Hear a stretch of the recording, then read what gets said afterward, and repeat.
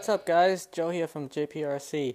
What I have today is a Axial SCX10 G6 kit, and as many of you may know already, this is my Christmas present from the sweet wife. So I am going to be doing an unboxing video and point out a few differences between this one and a regular RTR kit. So let's take a look at a close-up in front of the box.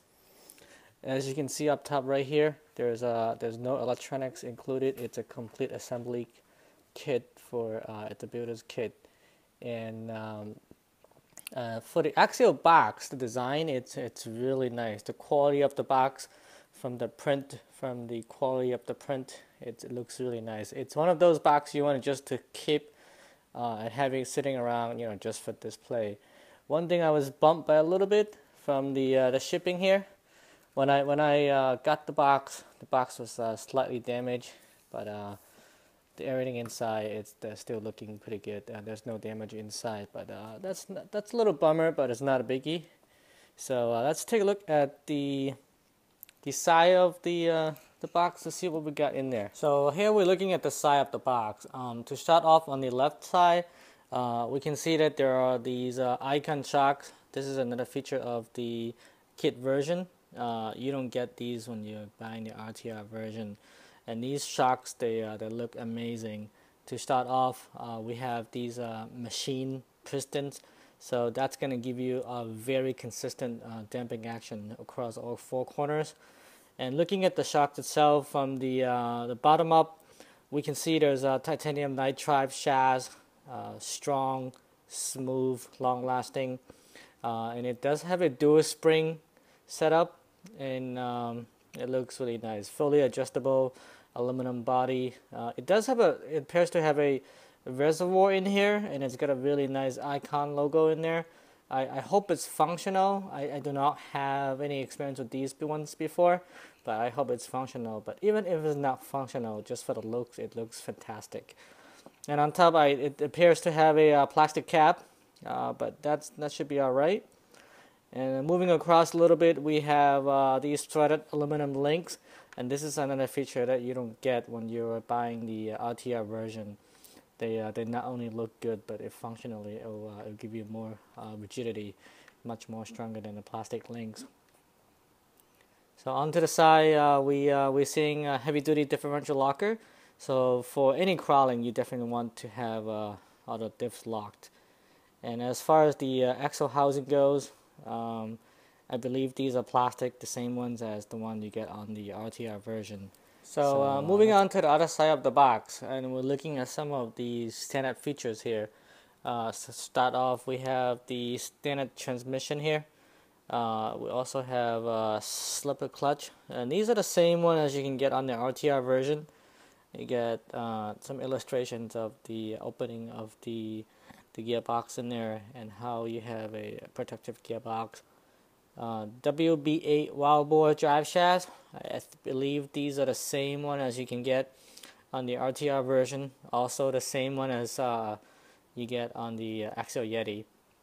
And this is another highlight of this kit. You get a realistic steel C-channel chassis. It's one of the most scale feature on this car. It looks just like the real ones out there. Even just functionally, it's the same as the scale ones, and that's why they call them scalers anyway, right? So let's take a look at the other side. So, looking on to the narrower side of the box, we can see that it's obviously a 4-wheel drive kit, 10 scale. The white and black paint scheme on this car looks really nice. I think that's how I'm gonna paint it. So as with any kit, it will require this right here, the radio. You need your own receiver, your own ESC, motor, servo, so it doesn't include any electronics at all. And obviously you're gonna have to paint the body to the color of your choice, but I think I'm gonna go with the white one. It looks really nice. It goes really well with the color scheme on the icon shock, so I think I'm gonna pick up some Tamiya white pearl paint. And so I really can't wait to get this kit started on the building. So now we have checked out what's on the outside of the box, and it's time to crack it open and get inside and see what we get. So before doing the video, I already had the seals cut so that we can open it just like that. Now, as we mentioned with the quality of the box earlier, not only the outside of the box has really nice quality, but even inside you can see the detail goes in the continuous here. We can see a big logo, RECON G6 certified. And I'm sorry about the lighting and the glare, but we're not going to look at that for very much longer. So let's look at the right here. We got these crawler tires here. These are the Axial 1.9 crawler tires, maxis. Now from just touching it, it's very, very soft. This material, it's really nice. It's definitely one of the softest compound I've ever touched from a kit. Very grippy, and we also have the foam that comes with the tire. The foams are very soft as well. So I'm not sure if I'm gonna be running these tires with the foam inside. Some people on the forum said if you want to go crawl and get extra grip, you don't use the foam, but I'll be trying them both ways just to see how it goes. I also had an idea, if I don't use the foam, these are the wheels, by the way, 1.9 crawler wheels, and for this kit these tires has to be glued. It's not a bead lock, but I was thinking about running these tires without the foam, and if it gets too soft, and I would not be able to put the foam back in unless you put it into an acetone solution to unglue it first. But I was thinking maybe I could just seal the vent if I don't use the foam, and that will give you that will give it some pressure inside to give it a little bit more stiffness. But either way, I will figure it out which one works better and post back. So you get 4 of these crawler tires. They look good. Very, very soft compound. So I'm going to put that aside.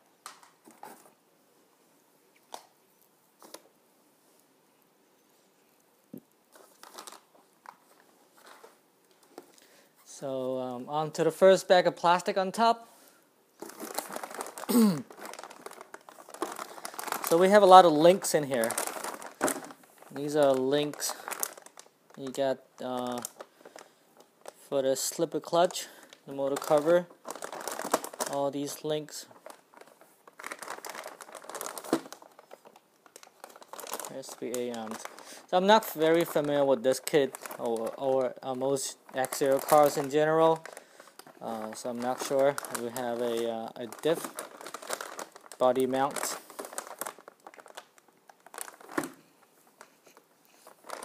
So this is the bag of no label.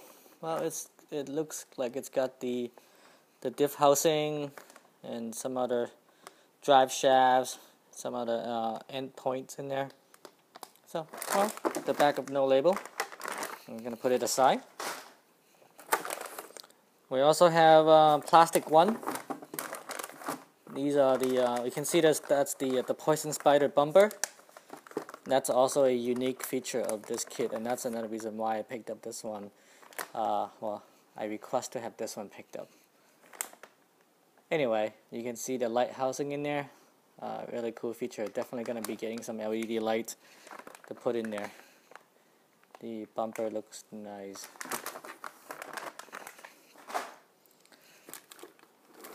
As you can see, there's the C-channel component, the steel frame. It's got some weight in there. It's pretty heavy.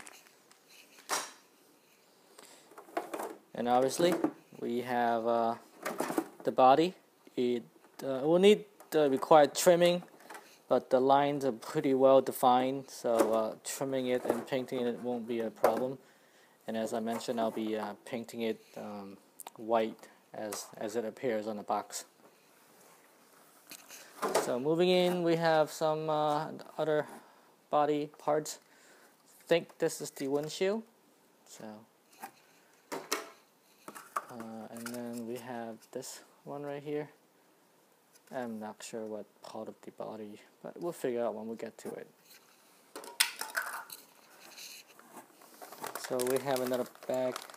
This is a very, very heavy bag. This is bag G.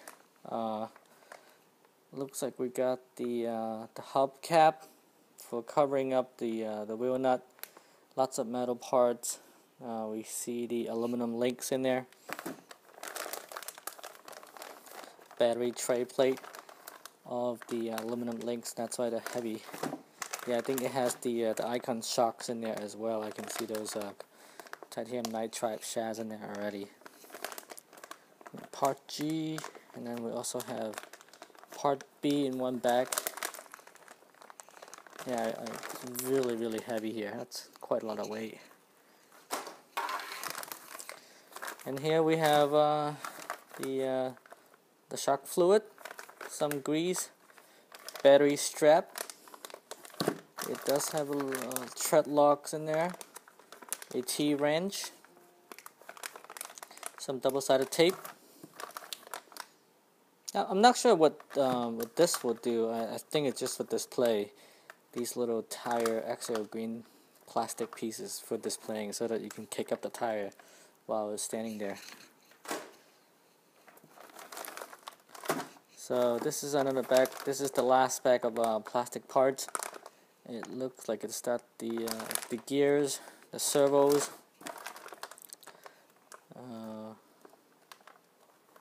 the bottom of the chassis, and some other plastic parts and bits.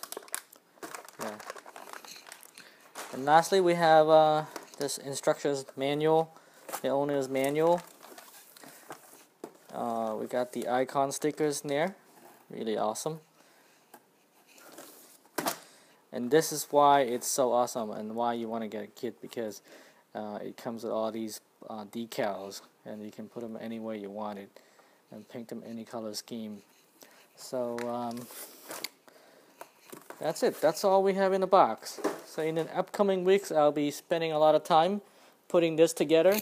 I still haven't made up my mind on what kind of a motor or ESC to get yet, but it's definitely going to be a censored brushless version, or a censored combo for crawlers.